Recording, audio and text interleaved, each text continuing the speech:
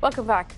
Former Minister and BJP leader Chinmayanand has admitted to almost every allegation levelled against him and has now been arrested. According to the official statement by the SIT that's investigating the case, or the Special Investigative Team, Chinmayanand has admitted to having conversations of a sexual nature on the phone and getting body massages from his accuser, during which he was apparently naked. He's also been quoted telling the police that he is ashamed of his acts and he doesn't want to answer any more questions about them. Chinmayanand was arrested this morning on charges of rape and sent to judicial custody today for 14 days. But there is another twist in the case. The SIT is also investigating the matter and has arrested 3 friends of the law student who made the accusations today after they received a video showing the rape complainant talking to her friends about a plan to extort 5 crore rupees from the BJP Neta. The SIT is now contemplating legal action against the victim or the law student as well. Take a look. स्वामी ने लगभग वो सारी चीज़ें स्वीकार ली हैं जो आरोप लगे हैं और जैसे उन्होंने अपनी मौजूदगी स्वीकारी, उन्होंने अश्लील बातचीत करना स्वीकारा, उन्होंने बॉडी मसाज करना स्वीकारा, यहाँ तक उन्होंने पूर्ण रूप से स्वीकार किया और बाकी जो सर्कमस्टेंशियल एविडेंसेस हैं उनके आधार पे और जो उनकी प्रेजेंस है डिजिटली उसके आधार पे बाकी चीज़ें निष्कर्ष निकली। कुछ होटल्स के लिए हमारी टीमें रवाना हुई थी, वो भी कल वापस आई हैं, जिसमें हमें सीसीटीवी फुटेज मिले हैं दिल्ली के होटल्स के, दौसा के, जहां इनकी मौजूदगी एक साथ पाई गई। ये लोग रूम में एंट्री ले रहे हैं, चेक इन चेकआउट करते हुए भी वीडियो हमें मिल गए हैं, जिसकी हमने साक्ष्य के रूप में पुष्टि हम कर रहे हैं। और वीडियो दिखाने के बाद जो एक वीडियो थी जिसमें ये चारों मिस ए और उनके 3 साथी कार में घूम रहे हैं और डिफरेंट लोकेशंस में जा रहे हैं, वहाँ इन्होंने जो बातचीत की है, फिर एक होटल में उनके रुकने का वीडियो है, इसमें उन लोगों ने अपनी संलिप्तता स्वीकार कर ली है। उस बातचीत को उन्हें सुनाया गया जिसमें स्पष्ट रूप से 5 करोड़ रुपए बाबा से मांगने की बात थी। इस बात को भी उन्होंने स्वीकारा है कि ये वीडियो भी उनके खुद के हैं, इसमें वो लोग खुद शामिल हैं और 5 करोड़ रुपए मांगने की बात भी उन्होंने स्वीकार की। My colleague Alok Singh is live from New Delhi right now. Alok, what can you tell us about the charges that have been brought against Chinmayanand? Well, Faye, remember this case's investigation started from the 24th of August when the girl came out with the video and she put it on the social media stating that she was in fact harassed by Chinmayanand, and later after that there was another FIR was registered on the same day, and that FIR was against the law student, and that case was about the attempt of extortion. So if we talk about particularly about this charges, that there are charges of sexual assault as well as the harassment that he did to the rape victim. So all these charges has come, and that is added into the section that is added into the FIR that was registered at that point in time. So later after that, police, during the course of investigation, police found out that there was another thing that was happening, and in fact, the accused persons that Chinmayanand, who was in fact at that point in time was not coming for the questioning. But if we talk about that other case that is SIT is investigating, that is the attempt of extortion. That case was in fact registered against the law student, and in that case today SIT has arrested the law student's 3 friends. And in fact, remember, there is the video came out and the SIT had got that video, and that video was provided by the Chinmayanand, in which the girl was seen talking to his all 3 friends about the whole conspiracy. And in fact, if you see the video, there is the conversation in which they are accepting about the rupees 5 crore that was demanded during the message that was sent on the Chinmayanand's mobile. So that is what the SIT had to investigate. So SIT was investigating both the cases, and that is why that there was the delay in the arrest of Chinmayanand. That is what the SIT, in fact, SIT had said and in fact told the media today. And after getting all the evidences from both the sides, then they put their things further, and later they arrested for the people. Well, Alok, I have a quick question for you, and I must accept to the audience and to you that my Hindi is not very good. But I was listening to the soundbite that we played out, and the spokesman, the main investigator from the SIT, referred to the accused Chinmayanand as Baba. उनकी plan थी बाबा से 5 करोड़ रुपए लेने की. What is the reference here when, why is he being referred to as Baba, and what does that mean, in that relationship? Could you explain to us the reference? See, Faye, there are two aspects. That one, that dominance Swami has in that particular area, because remember, he is the former union minister as well, and he is the senior BJP leader of that particular area. So what the dominance he has, so that could be the possibility of why he was calling as the Baba and the Swamiji. And apart from that, why he was asked to, why he, and the second part is that the Swamiji was not only the dominant in that particular area, he was also threatening the girl. In fact, he had particularly in the video, if you see that, he had particularly mentioned that he was asked rupees 5 crore. And if you see the video, there were accused persons of those 3 persons who are arrested in this case. They are sitting in the car and they are talking about rupees 5 crore. So in fact, they are just saying that they have sent the message, and in fact they are conversating between each other, and they are saying why they have sent that video, so sent that message of rupees 5 crore. So they have also some kind of guilt, and what the SIT members are saying, they have accepted that guilt, and they are saying that they sent that message to Chinmayanand. And in fact, in that video, they are also saying that Chinmayanand is very powerful man. So they are also saying in that video that they are guilty of it. They should have not done that. So this is the thing in the video is clearly mentioning, and that is what the SIT is investigating. And let's see that whatever the developments will come in the future in the further proceeding of this case. All right, Alok, thank you for that report. Let me quickly go across to my guests this evening. Dr. Rancho Kumari, Director at the Center for Social Research. Ms. Geeta Luthra, Senior Advocate with the Supreme Court. Karuna Nandi, Lawyer with the Supreme Court. Ladies, good evening and thank you for joining us. Ms. Luthra, with your permission, I'd like to bring the first question to you. Simply from a legal point of view, I've been given to understand that the charges brought against Chinmayanand is 376C, which is intercourse by a person of power, for which the punishment is 5 to 10 years, as opposed to 376 rape, for which the punishment is 7 years to a life term. Is there a reason, or do you see a reason why the police should have brought 376C and not just 376? I think the first time that she made the complaint, yes, she made a case of kidnapping for ransom, 364, and 506 criminal intimidation. Then over the course, when all the videos that she had access to and she laid them before them, they showed very clearly that there were sexual massages and there was sexual comments being made. Now, therefore, the charge is sexual intercourse not amounting to rape. And that's 376 capital C. Now, if there is no rape, which is what appears to be the case, then the police are obviously being sensible in making a charge which will end in conviction. And I wish more of the police would do that. Right. Unless they will have further proof, then they can always add that charge. It can be added at the time of evidence. It can be added at the time of arguments, when you are arguing charge. But it is better to make a charge which will stick than a charge which will not stick and you haven't made an alternative charge and then the person goes scot-free. So therefore, this minimum 5 years and up to 10 years and fine, because it's sexual intercourse not amounting to rape. And we must remember that in India, the definition of rape is really been become enlarged over the 2013 amendments.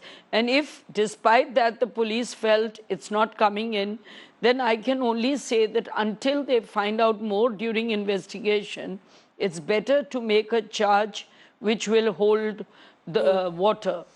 So that's why I think they made this charge. Dr. Rancho Kumari is with us as well. Dr. Kumari, do you agree? And we've been calling for the arrest of this individual now for about a week or so. Do you agree that this is a very positive step in the right direction, that the police have decided to take him into custody?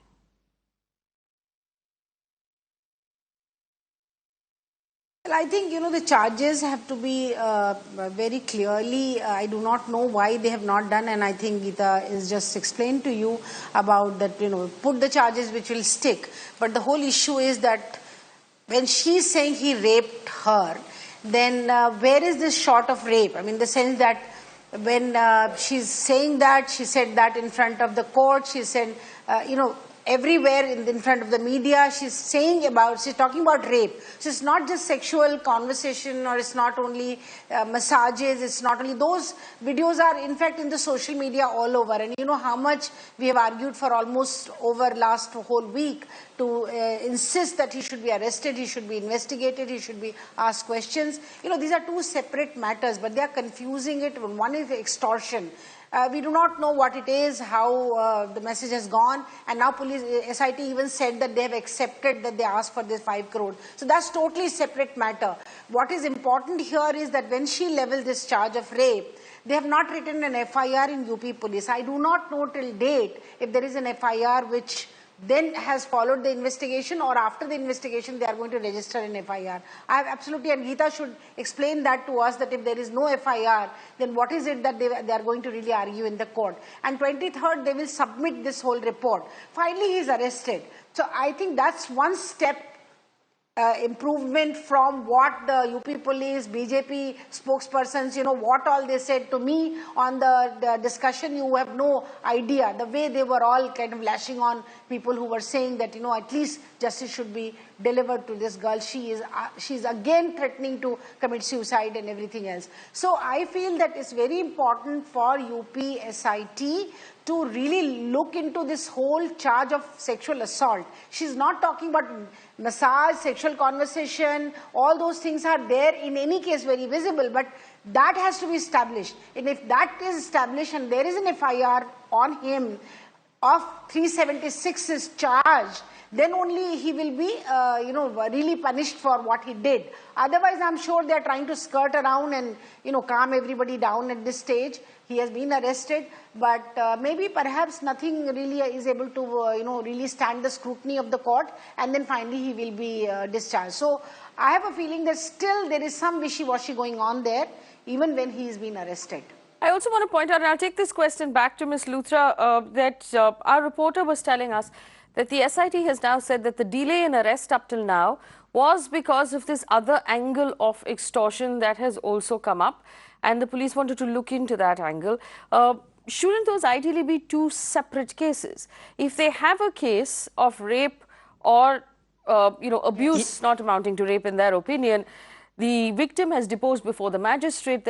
She's given her statement to the magistrate. She's handed over photographic and visual evidence. Shouldn't the extortion have been treated like a separate case? Why should one impact the other?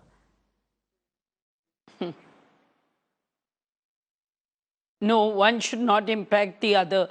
It sometimes impacts the other only in a case of bail, because then you try and say there are cross arguments.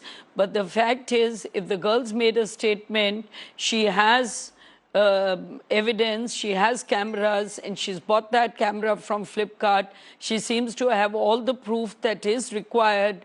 There is no reason why they shouldn't have done interrogation. And it's 5 years up to 10, so they could have done custodial interrogation. I don't think that the extortion case impinges on their...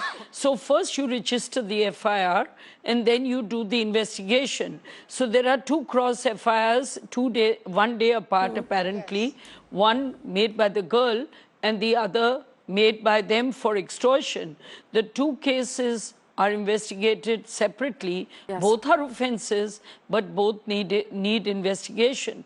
And if they needed custodial interrogation, which in a case of this nature, where someone's been in a position of authority and dominion over a, student, then clearly more chances are that the police would want custodial interrogation. So this argument that there was an extortion angle doesn't take away from the investigation they had to do for the 364 read with 506 read with now 376C. Now this accused Chinmayanand has said that yes, I'm embarrassed, I'm ashamed, because it may be that they have not been able to establish 376 absolutely, in the sense, one of the things that they do as soon as they take a person in is they do a potency test. He's a 72-year-old man. I don't know whether he failed or succeeded in the potency test. So this is the first thing which they do. They check that potency within 24 or 48 hours, whether they've done it already or not done it. The chances they may have done it, they may have feigned it, I can't say. But we have to, both are separate offenses, sexual intercourse, not amounting to rape, and that which amounts to rape. So we shouldn't, if they find enough evidence, they can add 376 at any stage. Right. Of course, the bail becomes much more difficult when they add 376. But that's something which they can look at. Once you do you register cognizable offense, then you can do investigation to see what are the other sections which need to be added before you file the charge sheet. Okay, Ms. So Karuna the charge Nandi sheet joins is us the as well. final version, and I think the court's monitoring it. Yes. Ms. Karuna Nandi joins us as well, and I just want to play this soundbite out to everyone one more time before I go to Ms. Nandi for a question. Could we just play out that bite one more time, please? जो एक video थी जिसमें ये चारों miss ए और उनके 3 साथी car में घूम रहे हैं और डिफरेंट लोकेशंस में जा रहे हैं, वहाँ इन्होंने जो बातचीत की है, फिर एक होटल में उनके रुकने का वीडियो है। इसमें उन लोगों ने अपनी संलिप्तता स्वीकार कर ली है। उस बातचीत को उन्हें सुनाया गया जिसमें स्पष्ट रूप से 5 करोड़ रुपए बाबा से मांगने की बात थी।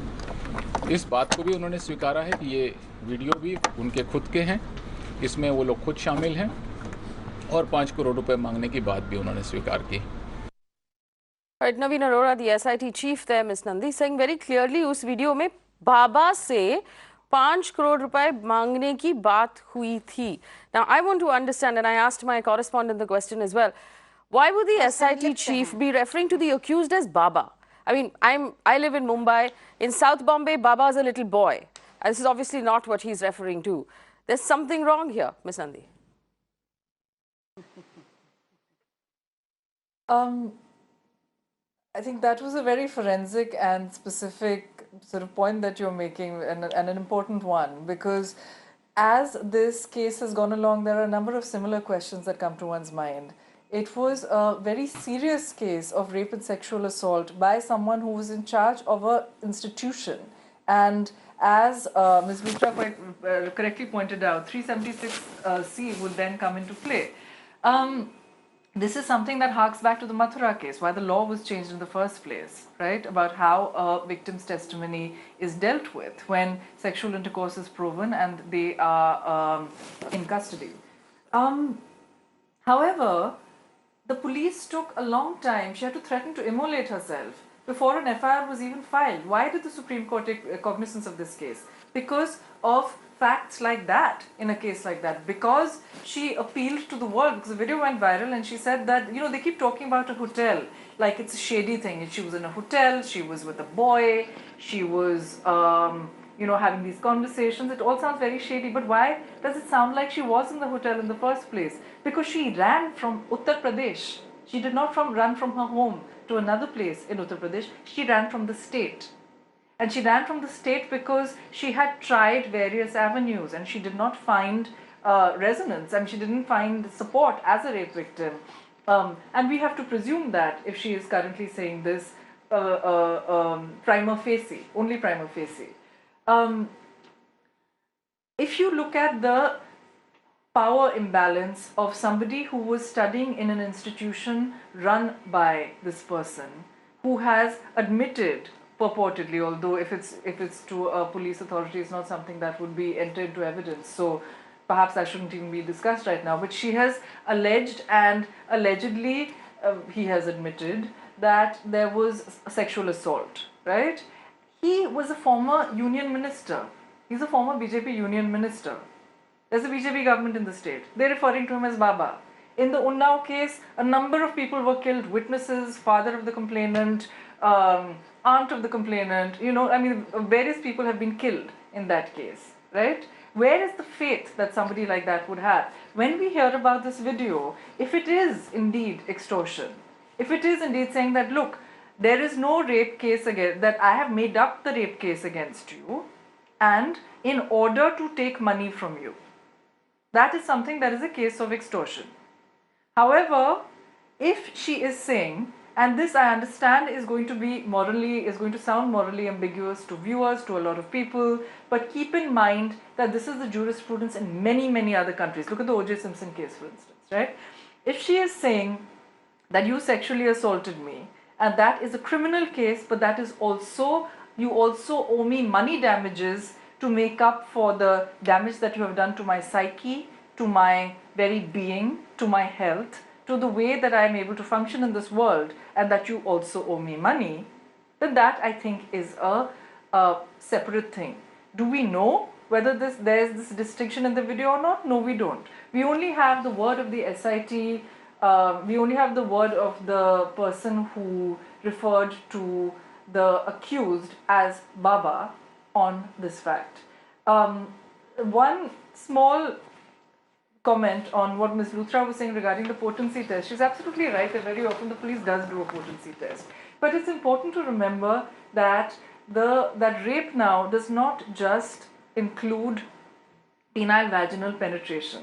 It now has a more larger definition, which includes the kind of sexual violence that happens, that constitutes rape, and that has the kind of effect that it does on the victim.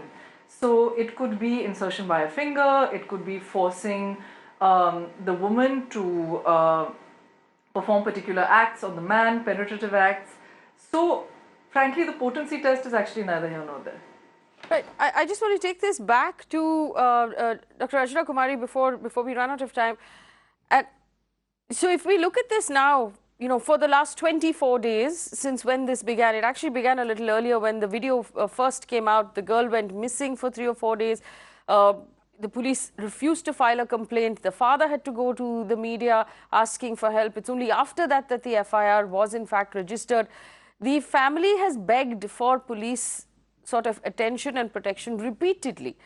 We even had members of the BJP in Uttar Pradesh come onto this channel on these shows and say things like, if she could put up a video, why didn't she go to the police station and file a complaint? Why isn't she come back to Uttar Pradesh and file a complaint? They constantly talked about the fact that she was in a hotel, like you said, with some man.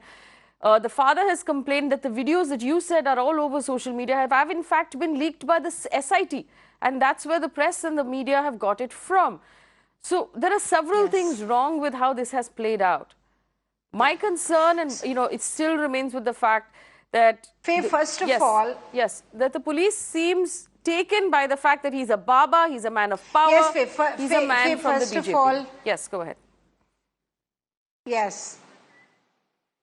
Yes, I think he you know, there is absolutely, it goes without saying that Adityanath was trying to protect him, and all the BJP hi-fi people were trying to protect him, and that is why they were trying to emphasize on extortion. Even in some way her misconduct, they always try to paint her as if she ran away with these boys. In fact, liptata, that's the word he has used. You all may not understand the Hindi that well, but I am from a Hindi area, and I can tell you that means that they were, you know, some kind of a remark which talks about their engaging with each other, perhaps sexually also. So, you know, that's some kind of a language that the even SIT fellow today have. SIT person today has used. Now, for me, it's very important to you know, emphasize the point that too often UP police is not filing FIR when the girls are talking about sexual assault. Now what kind of action? SIT is all right, Supreme Court's intervention, High Court supervising it, that's all okay. What about action against the police who did not file the FIR? She had to file an FIR in Delhi, which is a zero FIR. And also, is sexual assault being filed as an FIR? Is there an FIR which really is registered? Because everybody is talking about first FIR and second FIR. But first FIR was not about rape. They did not file it. That is why she had to come to Delhi and she filed a zero FIR. Delhi, and till date, UP police has not accepted and not registered that FIR. So first of all, that, and secondly, that is there going to be action against the police who did not file her FIR in the first place? Fair question. Are they going to use section 166A? Are they going to really suspend those police people, or are they going to throw them out of the job, put them behind the bar for 6 months for not filing the FIR? So in fact, they're covering up a lot of things at the moment. Nothing is very clear. One thing good, of course, they have arrested. So there is, a lot of things that we were saying about, arrest him, why you are not investigating him and all that. And secondly, I totally agree with Karuna Nandi, and I think Geeta, of course, will agree with me that the definition has changed completely. So for, defining it as sexual assault or rape, you don't have to have sexual intercourse. It could be many other part of the definition which is applicable. So those tests are not irrelevant today. What is important is what she is saying. What she is saying should, and also, You're absolutely right. And the rape law also says very clearly that the victim's testimony, and in this case before a magistrate, is evidence enough to register the case and to take the individual into custody. But Ms. Luthra, last question to you for our audience, and everyone's watching this case very closely. By the letter and the spirit of the law, what should ideally happen next? What should we be watching out for?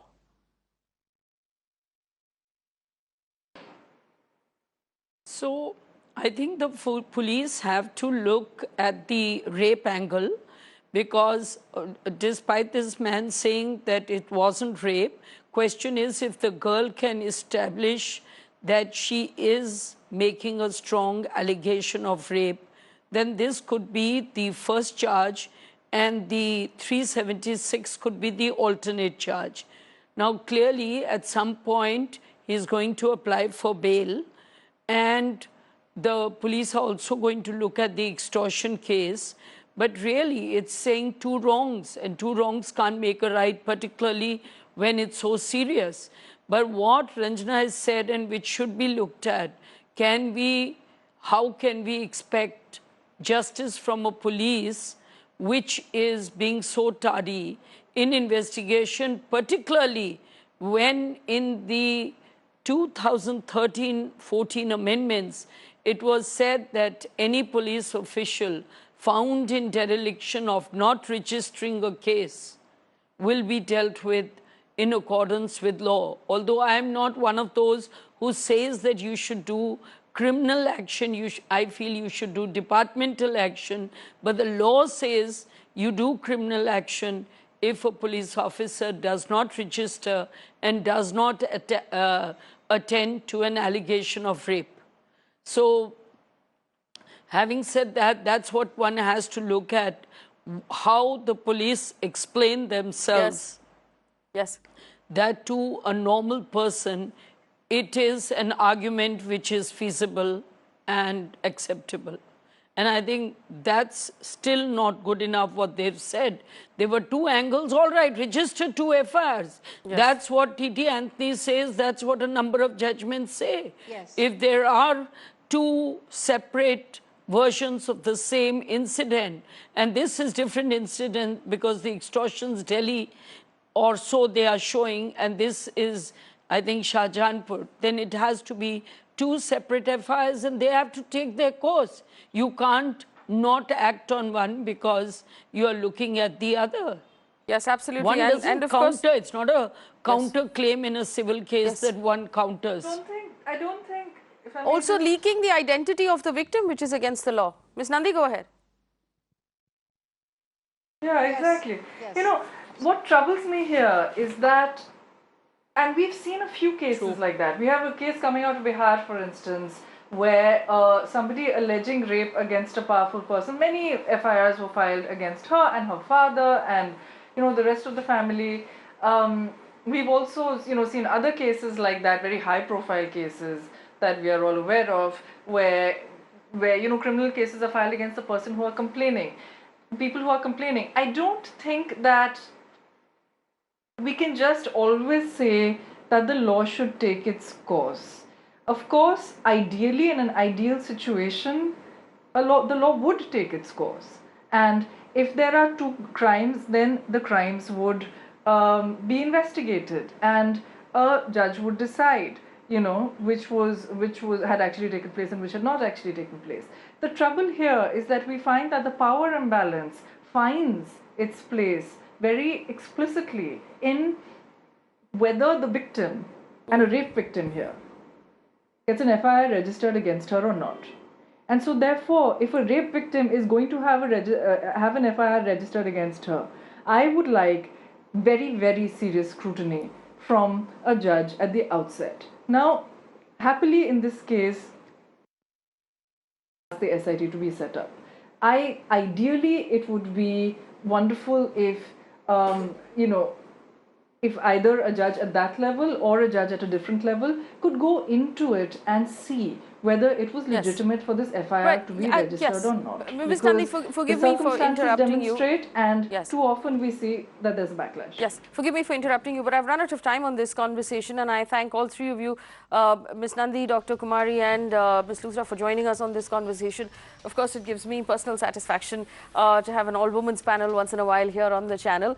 But this is where the worrying points are. The amount of media pressure it took for the police to do anything at all, to move a finger at all, is worrying point number one. The fact that the rape FIR was registered in Delhi and not in Uttar Pradesh, and hasn't been as of yet accepted in Uttar Pradesh yet, is worrying point number two. Number three is the fact that they didn't separate the two things, and they used the evidence of perhaps blackmail or extortion to stall the rape case, which should have been two separate FIRs and two separate investigations. The charges have been watered down, and the identity of the victim has been leaked in an attempt to embarrass her. We will be watching this very, very closely, because it is in cases like this where the perpetrator or the accused is powerful and the victim happens to be of lesser means that our law is truly tested. We're going to keep a very close eye on the Uttar Pradesh police, of course, who's still referring to the accused as Baba, to find out if they do their job. Meanwhile, hundreds of thousands of protesters, many of them students who skipped school today, gathered in cities across the world, kicking off a day-long worldwide protest calling for action against climate change ahead of the United Nations General Assembly session. Of course, this entire Friday protest was started by 13-year-old Swedish protester Greta Thunberg, who has now set in motion a worldwide, perhaps, campaign. In India, protesters from Bangalore, Delhi, Mumbai, Chennai and other cities took to the streets on Friday, demanding that our governments, state and centre, take urgent steps to tackle climate change and climate crisis and prevent an environmental catastrophe. Joining us right now are a few of those young people who were protesting today to tell us why they feel so strongly about this and what their protest is about. In Bangalore, we have Disha A. Ravi, who's a coordinator of Fridays for Future in Bangalore. We also have Atapol, who's a student coordinator as well. In Mumbai, joining me, we have Pranay, a volunteer coordinator, and Shika Kumar, who is an anti-air pollution campaigner. Welcome to the conversation, and thank you for joining us. I want to, if I may, start with the young people in the Bangalore studio, if you guys can hear me. Let me ask Disha first. Disha, obviously everybody right now understands that climate change is something we should be fighting. But the Fridays for Future protest asks for something very specific. What sort of change do you want to see happen?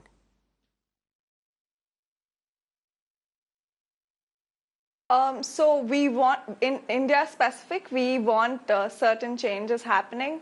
Like in Mumbai, they're cutting down trees for the RA forest. We want that to we want to put a stop to that. And for Karnataka specifically, Karnataka has sanctioned 9,800 trees to be cut from the Karnataka to Tamil Nadu highway, we want the government to take back that. We have a very short period to save the environment, and we are running short of time, and cutting trees isn't adding to the cost, it's actually destroying the planet when we're already at the edge.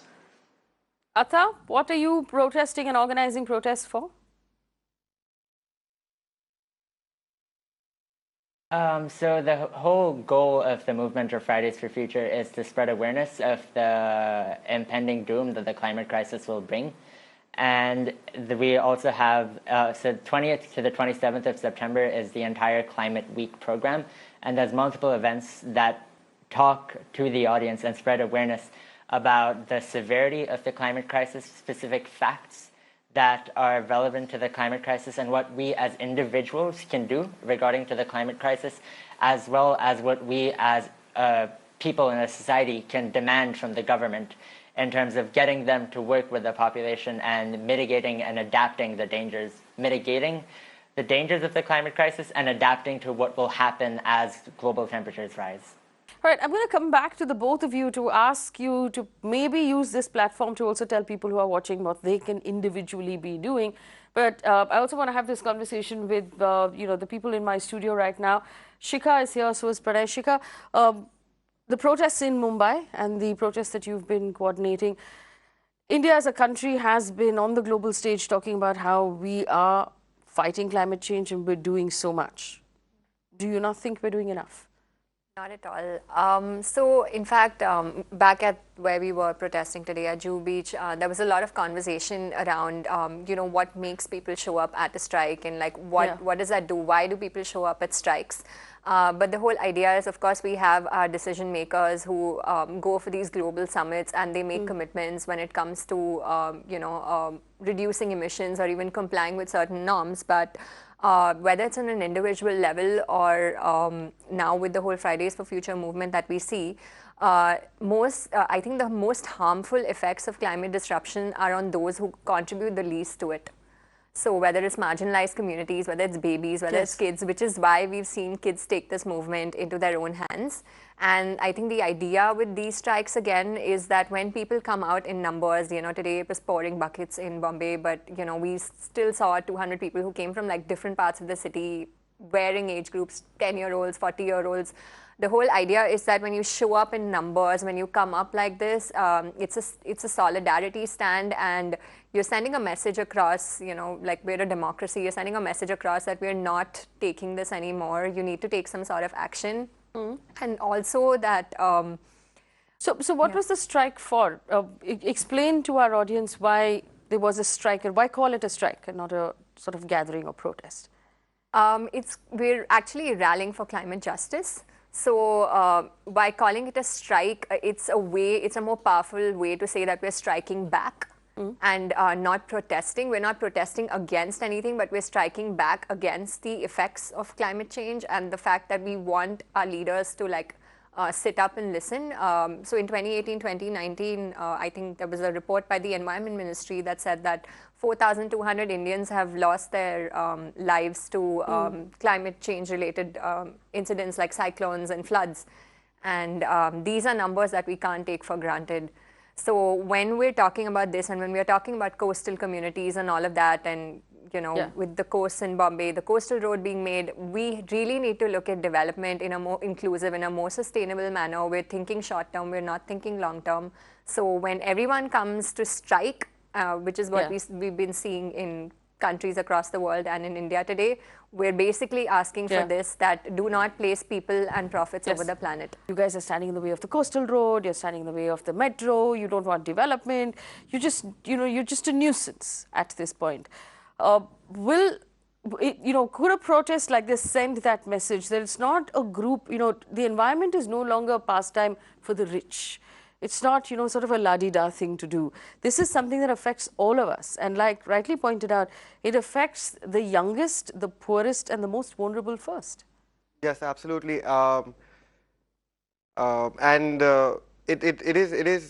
We have to take action now, right? And again, just going back to the IPCC report, and like you said, it's not a playground for the rich.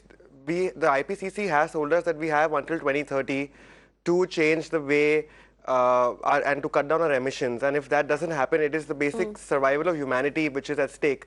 And the governments are not taking this seriously enough at all, which is why these strikes are happening more and more regularly, because our future is at stake. And I mean, that's what you want to do. Do you want to continue surviving, or do we face extinction? What do you want to see specifically in India as a result of these these movements? What we want is a climate emergency to be declared. We also try to change the language now. It is no longer climate change, it is a climate crisis. We are living in a crisis right now, and we want the ministry to declare a climate emergency and take cognizance of that fact that we are in a crisis, and start having both short-term and long-term solutions to both decrease our emissions and to ensure that we have a better environment, especially with air pollution. India has the worst air pollution, and we keep talking about it. And all of this is again linked back to climate change. So if we just circle back to what we're talking about the climate crisis, and and about this whole, taking responsibility for the entire planet, and not just our sort of immediate environment. India keeps talking about how we're going to turn more things electric, like electric cars, for example. But most of our electricity is coal-burning electricity, which is, fossil fuels. It adds pollution to the air. It's actually not the most environment-friendly way to do this. So there is a necessity, perhaps, to also look deeper in what we're doing. Yes. Yes. We need to we need to look at our sources of energy. Definitely. We have to move towards more renewable sources, and we need to do it like yesterday. So yeah. What about the argument that India is a poor country and can't afford it? Solar is actually cheaper than coal. You have coal companies that are bankrupt and they're all surviving on NPAs. So why don't we just divest from them? And it's public money that is going to these, coal and power companies. Why can't we divest from them and, invest in renewables instead? Especially in a country like India, where we have more than enough sunlight throughout the year, as opposed to other countries like Europe that only get sunlight for a few months. Going back to Disha in the Bangalore studio, Disha, do you want to use this platform to put out a message? If you would give people things that they need to start doing today to do their part, and it's no longer, like I said, it's no longer something you do in your free time, but it's something we need to actively do. What would that be? Definitely. So there are a lot of changes that individuals can take that can have a large impact. So first, they have to cut down on using private transportation and have to start using public transportation like the metro and the public bus. Another thing you can do is go vegan, eat a plant-based diet. You can cut down on 50% off your emissions. And third, support student rallies and youth-led movements. So it's not just one day that we are protesting, that is today, or town hall. We have an entire week planned out for that is the Global Climate Week. It started today and it's going on till the 27th. Tomorrow we are having a cleanup drive at 3 places. Kalkere Lake, we have one at Brigade Road, and we have one at Hegde Nagar. On the 27th is the big climate march that we have planned. It is happening at 4 p.m. at Cubbon Park. Everyone can come out and march with us and demand the government to declare a climate emergency and act on the issue at the earliest. Also, I'd like to add to that, in addition to Bangalore and consideration of Mumbai, Delhi, Kolkata, Chennai, and multiple other cities where FFF is present, most of our social media outreach is done on Instagram. Fridaysforfuture.India posts all of the events that are happening across India and all the various cities. We have small cities such as Vakar and Surat also joining in. So it's happening all across India, not just in the major cities. And Fridaysforfuture.India would give information about that. On Instagram. All right, on Instagram. And Atha, is there anything you want people who are watching right now to actively start doing immediately to help out? Not, other than be part of Fridays for Future? From my aspect, adding to what Disha said, a lot of the process of, solving the climate crisis comes from a multifaceted approach. There's a lot of things that need to be taken in consideration in terms of the main being societal values. A lot of people say that Indian societal values is sort of one of the layers that blocks this move towards an environmentally sustainable development, because there is the aspect that as you go higher up in terms of the economic class, people want to say they want to get a car or they want to invest in more private luxurious amenities. But the thing is that those amenities come at a cost to the environment. And we can no longer progress and develop in a manner that is environmentally friendly unless we have a societal shift. So as well as taking part in environmental movements such as Fridays for Future, you have to spread awareness in your local community about generating that societal shift away from this materialistic-based development to a more holistic development that takes care of everybody, especially the marginalized who are more severely affected by the climate crisis. Very well said. Shikha, do you want to add something to that for the people watching at home? Yeah, I think just adding to what he said, it does circle back to like a narrative shift, because when people come out together and they strike back, and as these numbers grow more and more, like through the week, if we keep having bigger numbers striking in different parts of the country, it not only sends a strong message to decision makers, but it also gears us towards possibly more environmentally friendly policies, and also economics that is not driven by profit, but also somewhere looks at what are we doing to our planet and at what cost is development coming to us, whether it's RA, because we talk about how 2,600 trees may not be a big deal for everyone, but then there's also perspective, right? Mumbai is not a green city to begin with. So when... Actually, and given where we are as, like I said, as a planet at this point, even if Mumbai were a green city, 2,700 trees is not something we should be willing to trade at all at this point, because it's not just, and it's like Brazil's argument at this point, if this is our natural resource, we should be able to do what we want with the Amazon jungle, but there is a global sort of implication for what we do with every single tree. Right. And I think even the cost justification of it, because if we're talking about RA in particular, the Mumbai Metro back in 2014, the commissioner from the BMC said that, shifting the car shed is going to cost us 750 crore. Yes. And now that cost is like 5,000 crore. And it's not just a massive jump in cost, but you're not considering the fact that because of the public outcry and the protest, they've lost so many years. And if they would have taken this decision earlier, we wouldn't be at the point where we are at today, where everyone is against it, but it's this one body that wants to push it through. And this whole argument again that we keep coming back to, and we're circling back to it almost in the news every other week or every week, but the government is saying, yes, the environment is important, but development, but economy, but public transport, but all of these other things. Can it be a choice anymore? I think it can. I think we need to relook at the way we see development. If development is not sustainable and equitable, then it is not development at all. We keep saying like sabke saath, sabka vikas, but are we actually doing sabke saath, sabka vikas? No, it is only the 1% for which this development is happening for. So when you talk about investment, if the investment is destroying the planet, then it is not investment. Yeah. If the investment is destroying the planet, it's not an investment. And I suppose we have to... Yes, go ahead, Arthur.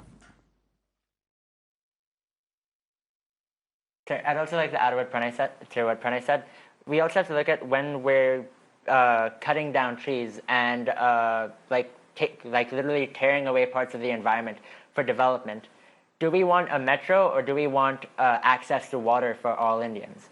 These are the questions that we need to consider, because while now it may seem like a generally okay situation to build a metro in because there's enough water, the thing is that as we cut down the green cover of India and as we progress into the future with global temperature rise, the severity of the climate crisis is going to increase to such a rate where it will divide communities in those who have access to water, or already India is divided in such a manner where there is a massive underprivileged class who doesn't have access to water or clean sewage systems and lives in very polluted areas. And that's only going to increase if we don't take up environmentally sustainable development as the key pathway for development. Because the more metros we build, the more urban cities we build, the more green cover and the more water, the lower the water table goes, the harder it's going to be for that underprivileged class to access these basic resources. All right, we're going to leave it. Yes. The worst community that is going to be hit by the climate crisis is the marginalized community. Yes. Absolutely, and if we don't... The marginalized community and the lower class of the society. Yes, we're going to leave it there. I want to thank our guests for coming into the studio, and if we don't listen to the children and the young people when they demand that we do a better job as custodians of the planet, then we're never going to listen at all, because at the end of the day, remember, we're just custodians. We're supposed to hand over the planet to the next generation, and we're not doing a very responsible job. The adults are really messing this up at this point. Every one of us who uses a plastic bottle or travels alone in a car is messing this up. To put it very, very simply, we're at a crisis point where, as a race, we need to ensure that we don't become extinct. Simply by making sure we don't put more carbon in the environment and try and take out carbon from the environment. And to take out carbon from the environment, the easiest machine available to us is a tree. So if you're going to go around cutting down trees, it's not the smartest thing to do. Whatever your excuse may be, we can no longer make excuses for cutting trees down. Hopefully voices that will reach the highest and the most powerful ears in the country and in the world.